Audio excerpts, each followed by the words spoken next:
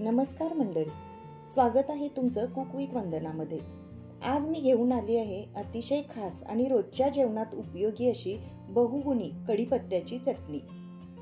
आपण कढीपत्ता नेहमी फोडणीत घालतो, पण आज आपण त्याची भन्नाट अशी चटणी बनवणार आहोत। कढीपत्ता म्हणजे फक्त चव नाही, त्यात भरपूर विटॅमिन्स ए, बी, सी आणि ई, आयर्न आणि फायबर असतं। तो केसांसाठी, पचनासाठी, त्वचेसाठी, रक्तशुद्धीसाठी खूप फायदेशीर आहे। म्हणून कढीपत्ता आपण रोजच्या आहारात असायलाच हवा।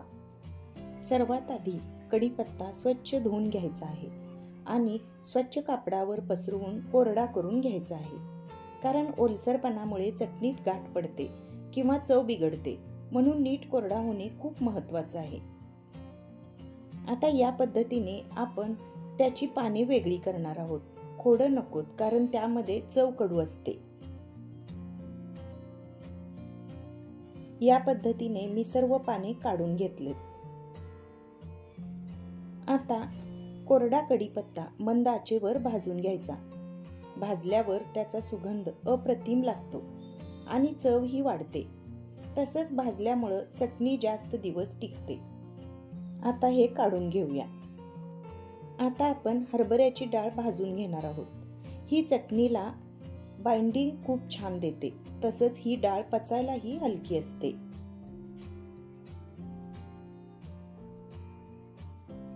तर आता ही डाळ आपली भाजलेली आहे। आता ही डाळ काढून घेऊया। आता घेणार आहोत उडीद डाळ। उडीद डाळ चटणीत स्मूथ टेक्स्चर आणते, त्यामुळे चटणी चविष्ट आणि जिभेला लागणारी बनते। तर या पद्धतीने ही डाळही काढून घेऊया। आता घेणार आहोत शेंगदाणे। शेंगदाणे हा प्रोटीन आणि हेल्दी फॅट्सचा उत्तम स्रोत। यामुळे चटणीच्या चवीला अप्रतिम चमचमीतपणा, घमघमीतपणा येतो आणि ती जेवणात पोटभरीची वाटते। आता शेंगदाणेही काढून घेऊया। आता आपण किसलेलं खोबरं भाजून घेणार आहोत। खोबऱ्यामुळे चटणीत नैसर्गिक गोडसरपणा आणि चवदारपणा, मलईदारपणा येतो। आता हे खोबरंही भाजून झालं आहे, काढून घेऊया। जिऱ्याचा सुगंध तर सगळ्यांना माहीतच आहे।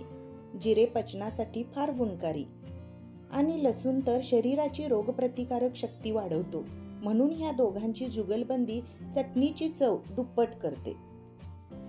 आता हे सर्व भाजलेले जिन्नस एका मिक्सरच्या भांड्यात घेऊया आणि एकदा फिरवून घेऊया।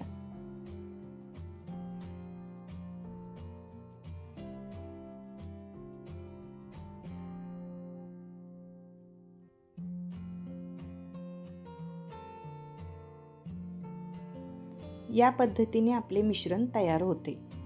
आता यामध्ये पुढील पदार्थ घालणार आहोत।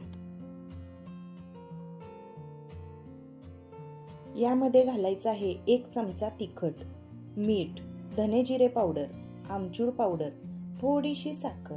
आता हे सर्व मिक्सरला फिरवून घेऊया। हे बघा, किती सुंदर रंगाची आणि सुगंधी अशी आपली कढीपत्त्याची चटणी तयार झाली आहे।